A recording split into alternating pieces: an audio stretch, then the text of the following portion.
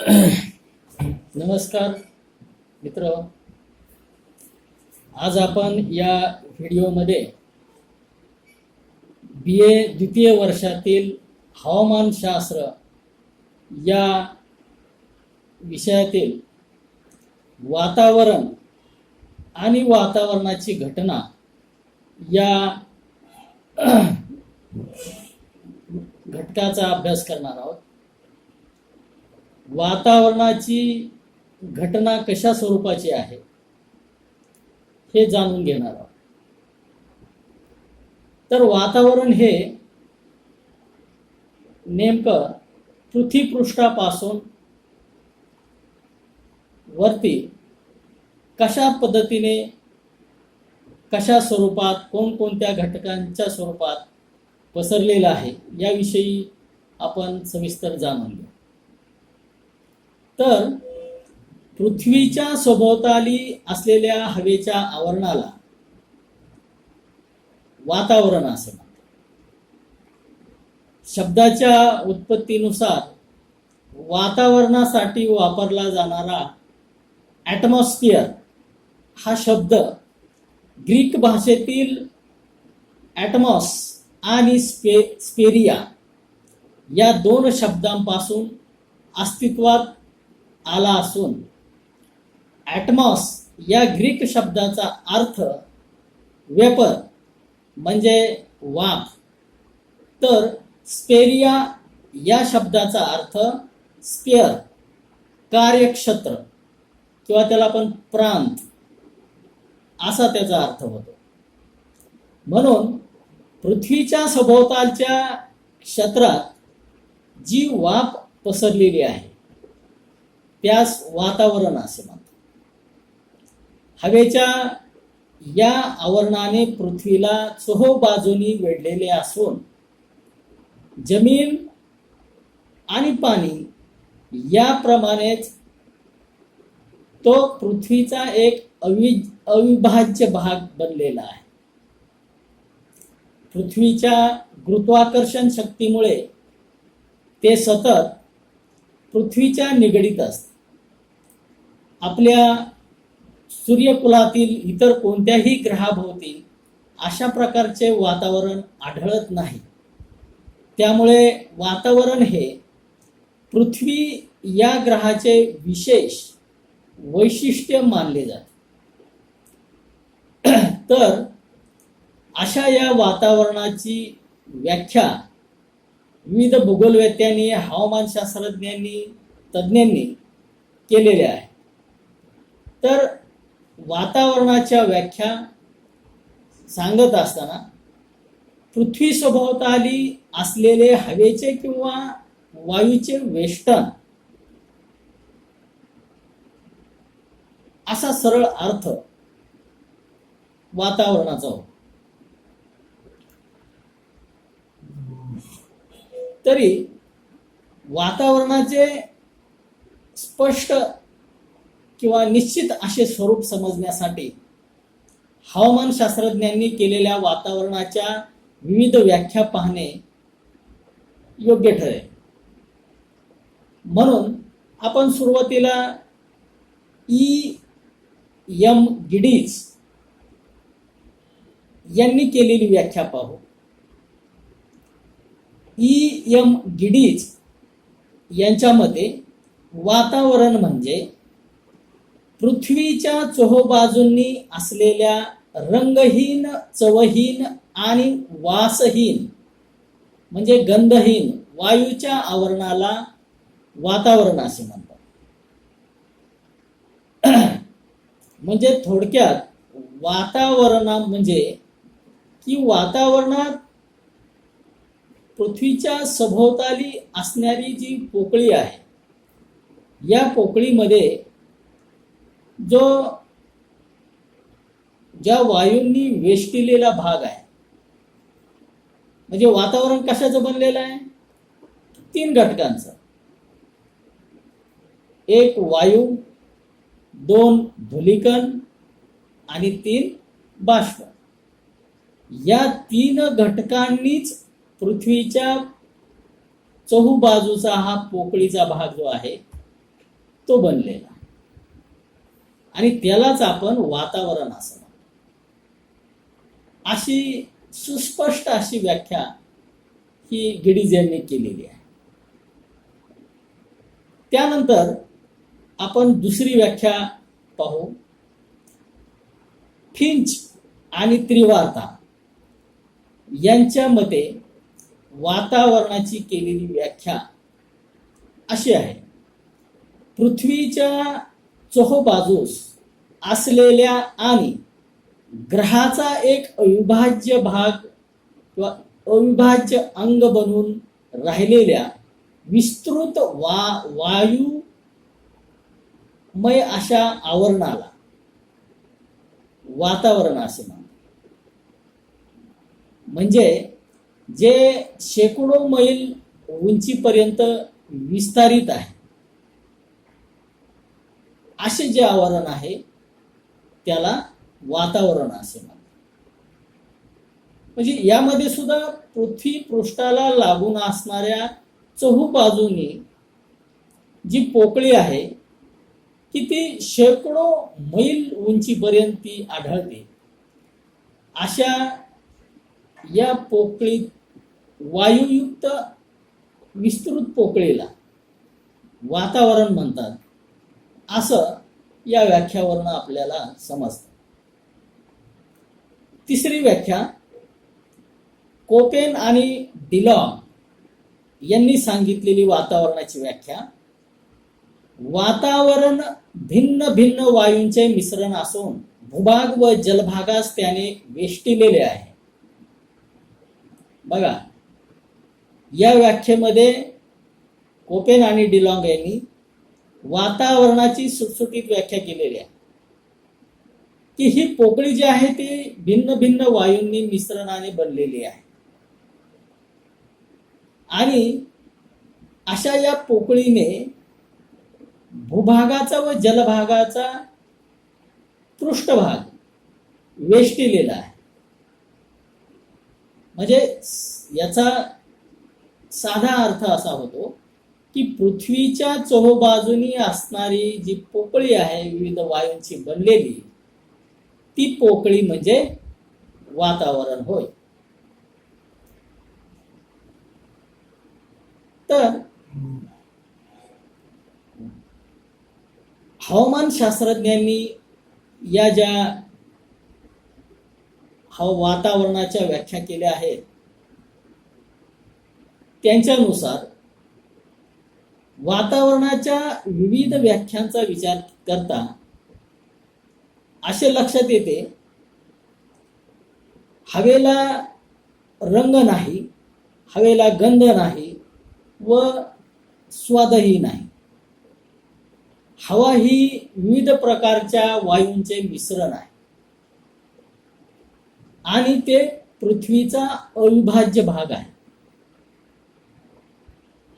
सर्वसाधारणपणे वाऱ्याच्या स्वरूपात हवेची हालचाल झाल्याशिवाय हवेचे अस्तित्व देखील आपणाला जाणवत नाही. पण ती गतिशील, लवचिक व संपीडनशील आणि विस्तार पावणारी असते.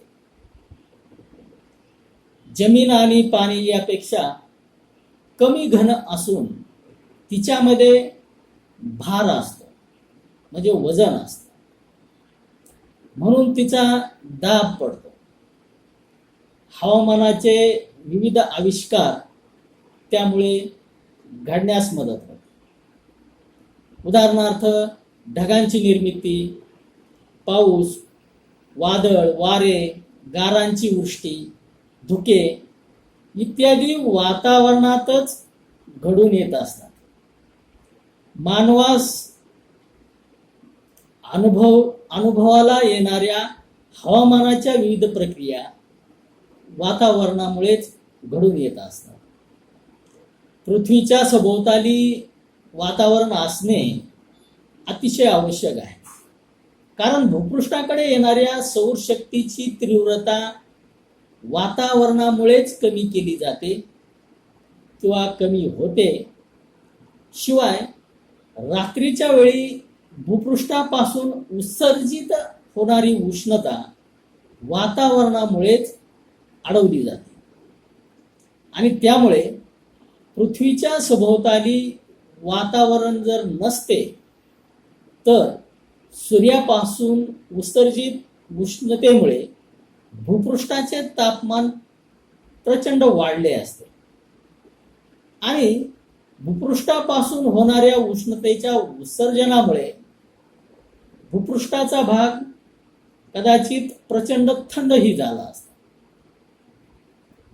आणि याचाच अर्थ असा की वातावरणाच्या खाली आणि भूपृष्ठावर असलेली जीवसृष्टी निर्माण होणे शक्य झाले नसते आणि तरी पण जर जीवसृष्टी निर्माण झालीच असती तर ते टिकणे शक्य नव्हते. म्हणून वातावरणामुळे आपले पर्यावरण, पृथ्वीवरील जीवसृष्टीचे संरक्षण होते, पर्यावरण अबाधित राहते.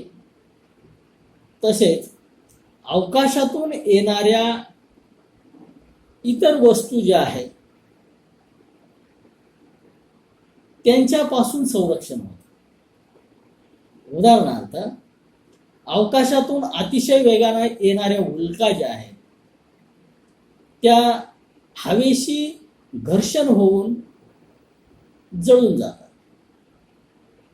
तसेच सूर्यापासून बाहेर पडणारे अतिनील किरणे जे आहेत ही अतिनील किरणे म्हणजे अल्ट्रा व्हायोलेट रेज जीवसृष्टीस हानिकारक असतात. ती किरणे वातावरणात ओझोन थरामुळे शोषून घेतली जातात. म्हणून पृथ्वीवरील जीवसृष्टी निर्माण झालेली आहे आणि ती वातावरणामुळेच आणि ती टिकून राहिलेली आहे. अशा या वातावरणाची निर्मिती कशा स्वरूपाने, कशा पद्धतीने झालेली आहे ती आपण आता पाहू. वातावरणाची निर्मिती. पृथ्वीभोवती असलेल्या वातावरणाची निर्मिती अतिशय रहस्यमय स्वरूपाची आहे. उपलब्ध पुराव्यांवरून हवामान शास्त्रज्ञांच्या मते सर्वसाधारणपणे आजपासून जवळपास 500 दशलक्ष वर्षापूर्वी कॅम्ब्रियन कालखंडात वातावरणाचे वर्तमान स्वरूप फिक्स झाले असावे किंवा निश्चित झाले असावे. वातावरणाची निर्मिती ही पृथ्वीच्या निर्मितीशीच संबंधित असून सूर्यापासून पृथ्वी वेगळी झाल्यानंतर ती थंड होत असताना तिच्यातील विविध वायू बाहेर पडले. परंतु पृथ्वीच्या गुरुत्वाकर्षण शक्तीमुळे ते पृथ्वीभोवतीच जमा होऊन वातावरण निर्माण झाले. यावरून असा एक निष्कर्ष काढता येईल किंवा काढता येतो की पृथ्वी थंड होण्याच्या क्रियेत पहिल्यांदा वातावरण निर्माण झाले आणि त्यानंतर भूपृष्ठ घन होऊन मृदावरण व कालांतराने शेवटी जलावरण निर्माण झाले असावे असं तज्ज्ञांना वाटते. पृथ्वीवरील वातावरणाच्या उंचीवरील थरात म्हणजे जास्त उंचीच्या थरात वजनाने हलक्या वायूंचे प्रमाण जास्त आहे, तर खालच्या थरामध्ये वजनाने जड वायूंचे प्रमाण जास्त आहे. मुख्यतः वातावरणाच्या वरच्या थरात हायड्रोजन, हेलियम यासारखे हलके वायू जास्त आढळतात, तर खालच्या थरामध्ये nitrogen, oxygen, carbon dioxide, argon, नंतर ओझोन यासारखे जड वायू आढळतात. पृथ्वी आणि वातावरण यामध्ये जमीन, पाणी, वायू, वनस्पती व प्राणी यांच्यामध्ये विविध प्रक्रिया चालू असतात. यामध्ये पृथ्वीवरील सजीव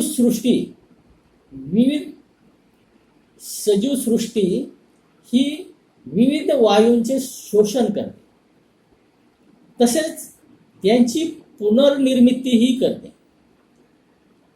जसं की वनस्पती वातावरणातील कार्बन डायऑक्साईड घेतात आणि स्वतःचं अन्न हे प्रकाश संश्लेषण प्रक्रिया करून निर्माण करतात. मग या प्रक्रियेसाठी त्यांना हवेतील कार्बन डायऑक्साईड मोठ्या प्रमाणावरती आवश्यक असते. तर प्रकाश संश्लेषण प्रक्रिया पूर्ण झाल्यानंतर त्यामधून या वनस्पती ऑक्सिजन बाहेर सोडतात. अशा रीतीने वातावरणातील कार्बन डायऑक्साईड सारखा वायूचा भाग वनस्पती ही जीवसृष्टी घेतात, तर ऑक्सिजन सारखा वायू ते वातावरणात सोडतात. अशा प्रकारची स्थिती नायट्रोजन व इतर वायूंच्या बाबतीतही होत असते. या विविध प्रकारच्या क्रियांमध्ये वातावरणातील सर्व वायूंचे मूळ प्रमाण मात्र कायम राहते. त्यामुळे जीवसृष्टीतील समतोल कायम राहतो. अलीकडच्या काळात अति जास्त औद्योगिकीकरण, वनस्पतीचे आच्छादन कमी होणे यामुळे निसर्गातील या जैविक घटकांचं आणि वातावरणातील वायूंचं प्रमाण हे व्यस्त होत चाललेलं आहे. त्यामुळे पर्यावरण विषयक समस्या निर्माण होताना दिसते आहे.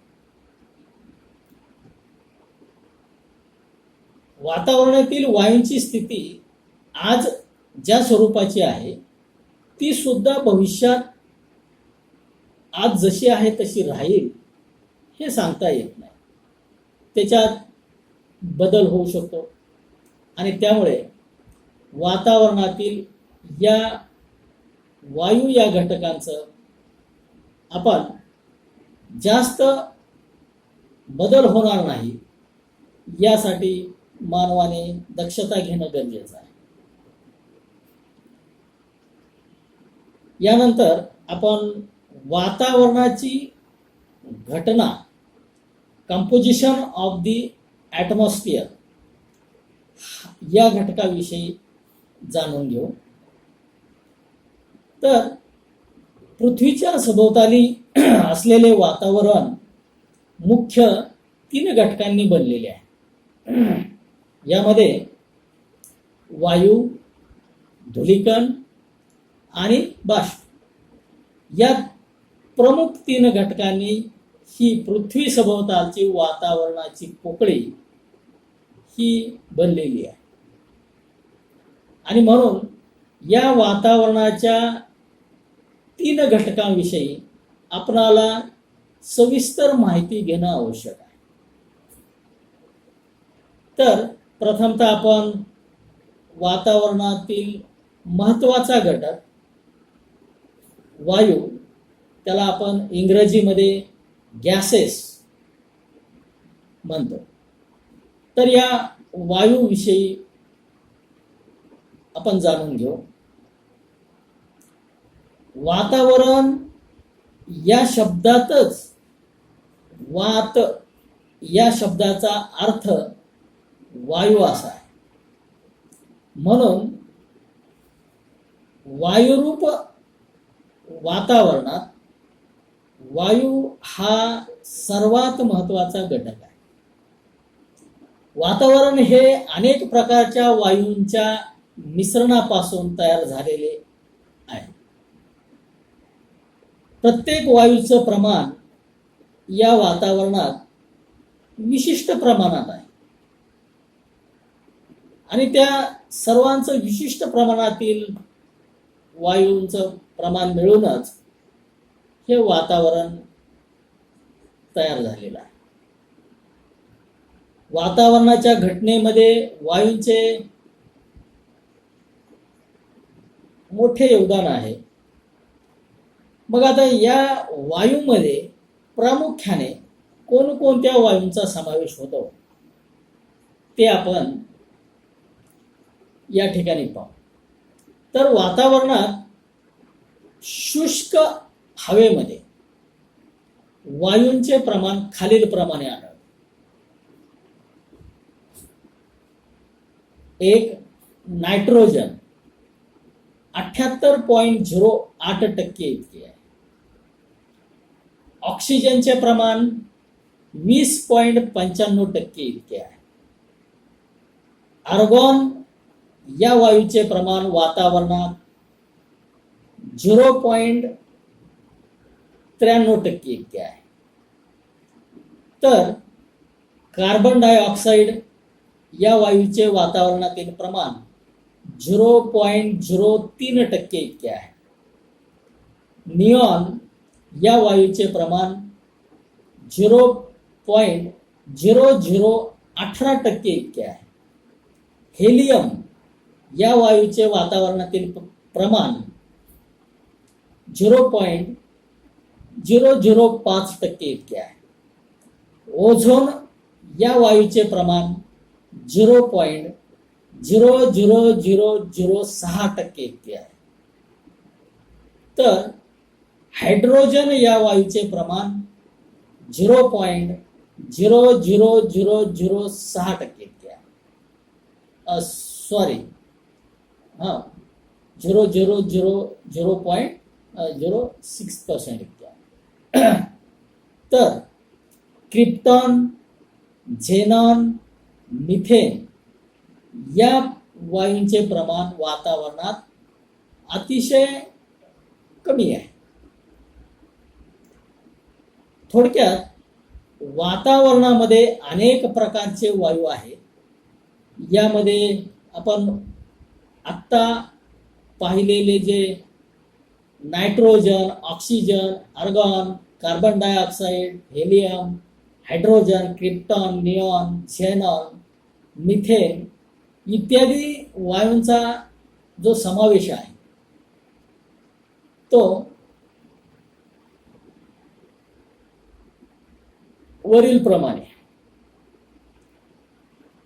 परंतु त्यात विशेष म्हणजे नायट्रोजन वायूचे प्रमाण वातावरणात सर्वात जास्त म्हणजे 78.08% इतके असून हा वायू वजनाने जड आहे आणि म्हणून तो वातावरणाच्या खालच्या थरामध्ये त्याचं अस्तित्व आढळतं. या वायूचा उपयोग पृथ्वीवरील वनस्पतींची वाढ आणि संवर्धन होण्यासाठी होतो किंवा वनस्पतींना कुजण्यापासून संरक्षण देतो. तसेच नायट्रोजनमुळे ऑक्सिजन सारख्या वायूची ज्वलन क्षमता किंवा तीव्रता कमी केली जाते. भूपृष्ठापासून साधारणतः 130 किलोमीटर उंचीपर्यंत नायट्रोजनचे अस्तित्व असते. त्या पलीकडे त्याचे अस्तित्व नाहीसे होते. सेंद्रिय पदार्थांचे ज्वलन व कुजणे, भूगर्भातील तप्त शिलारसाचा उद्रेक इत्यादी क्रियांमधून नायट्रोजन वायूचा पुरवठा वातावरणाला होत असतो. नायट्रोजन नंतर ऑक्सिजन हा एक वातावरणातील सर्वात जास्त आढळणारा वायू आहे. या वायूचे वातावरणातील प्रमाण 20.95% इतके आहे. हा वायूही वजनाने जड आहे म्हणून तो वातावरणाच्या खालच्या थरात आढळतो. आणि या वायूचं महत्त्व म्हणजे की जीवसृष्टीतील अनेक प्राणी आणि मानव यांना श्वसन क्रियेतून या ऑक्सिजनची गरज असते. हा वायू ज्वलनशील आहे आणि त्याचा उपयोग प्राण्यांना, मानवाला होत असतो. म्हणून ऑक्सिजन वायूला प्राणवायू असेही म्हटले जाते. नैसर्गिक वनस्पतीपासून वातावरणाला ऑक्सिजनचा पुरवठा होत असतो.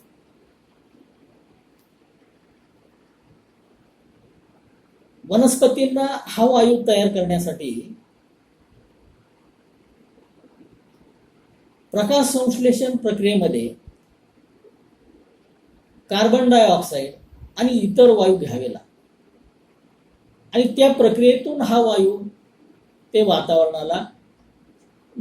वातावरणामध्ये समाविष्ट करतात किंवा वातावरणात मुक्त करतात. भूपृष्ठापासून साधारणतः 110 किलोमीटर उंचीपर्यंत ऑक्सिजन वायूचे प्रमाण आढळते.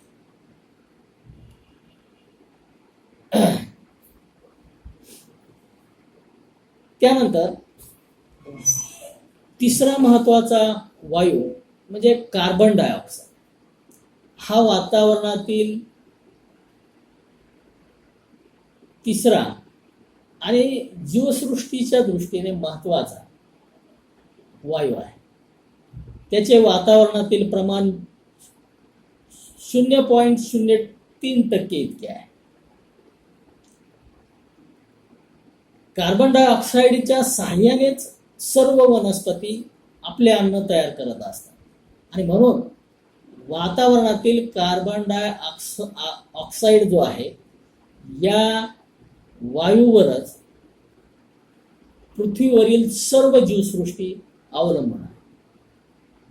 हा वायू देखील वजनाने जड आहे. तो वातावरणाच्या खालच्या थरातच आढळतो. साधारणतः भूपृष्ठापासून 20 किलोमीटर उंचीपर्यंत त्याचं अस्तित्व आहे. त्यापेक्षा जास्त उंचीवर त्याचे प्रमाण खूपच नगण्य आहे. या 3 वायूंच्या व्यतिरिक्त ओझोन हा वायू देखील फारच महत्वाचा आहे. त्याचे वातावरणातील प्रमाण खूप कमी आहे. 0.00006% इतके.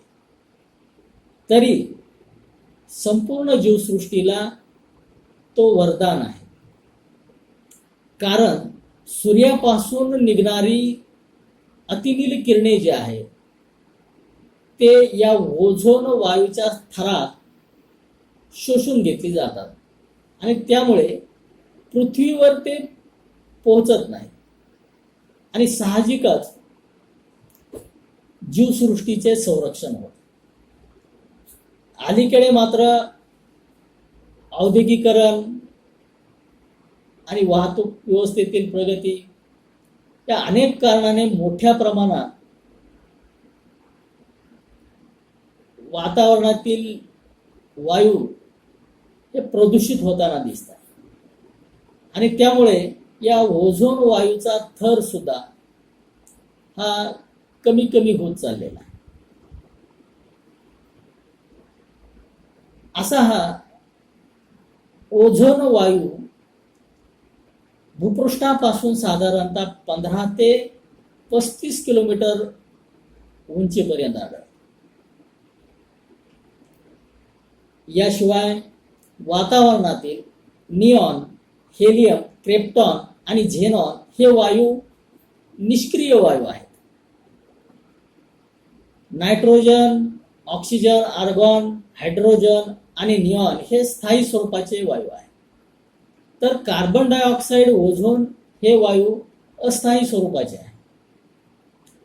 अशा रीतीने एकंदरीत वातावरणातील या वायू या प्रमुख घटकाचं साधारणतः आपल्याला आकलन करताय, माहिती समजून घे.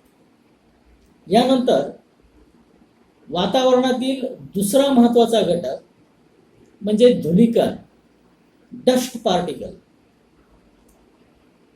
वातावरणात वायू बरोबर धूलिकण हा एक घटक मोठ्या प्रमाणावर आढळतो. धूलिकण हा वातावरणाचा दुसरा महत्वाचा घटक म्हणून ओळखला जातो. वातावरणात जे धूलिकण असतात त्यांचे प्रामुख्याने सेंद्रिय धूलिकण आणि असेंद्रिय धूलिकण असे दोन प्रकार पडतात. सेंद्रिय धूलिकण म्हणजे फुलांचे परागकण, वनस्पतींची बीजे किंवा अतिशय सूक्ष्म जीवजंतू या कणांचा समावेश होतो. तर बाह्यशक्तीच्या कारकामुळे भूपृष्ठाची झीज होऊन वातावरणात उडणारी धूळ, ज्वालामुखीच्या उद्रेकातून बाहेर पडणारी राख, वातावरणात उल्का जळून बाहेर पडणारी धूळ, कारखान्यांतून व वाहतुकीच्या साधनांतून बाहेर पडणारे कार्बनचे कण इत्यादीचा समावेश असेंद्रिय धूलिकणात होतो. वातावरणामध्ये सेंद्रिय धूलिकण आणि असेंद्रिय धूलिकण यांचे प्रमाण आपणाला मोठ्या प्रमाणात आढळते. परंतु सेंद्रिय धूलिकणांपेक्षा असेंद्रिय धूलिकणांचे प्रमाण हे सर्वात जास्त आहे. धूलिकण मापन यंत्राच्या साहाय्याने वातावरणातील धूलिकणांचे निरीक्षण केले असता असे दिसून येते की महासागरावरील वातावरणापेक्षा भूखंडावरील वातावरणात धूलिकणांचे प्रमाण जास्त आहे. भूखंडावरील वातावरणात धूलिकणांचे प्रमाण जास्त असण्याचे कारण म्हणजे भूखंडावर वेगवेगळ्या वाहतूक साधनांतून, कारखान्यांच्या धुराड्यांमधून बाहेर पडणारे कार्बनचे कण हे जास्त असतात आणि ते वातावरणात मिसळतात. आणि म्हणून भूखंडावरील भागावरती या मोठ्या प्रमाणावरती हे असेंद्रिय धूलिकण आढळतात. तर महासागरावरती अशा प्रकारचा धूलिकणांचा अभाव असतो किंवा त्या खूप कमी प्रमाणात त्या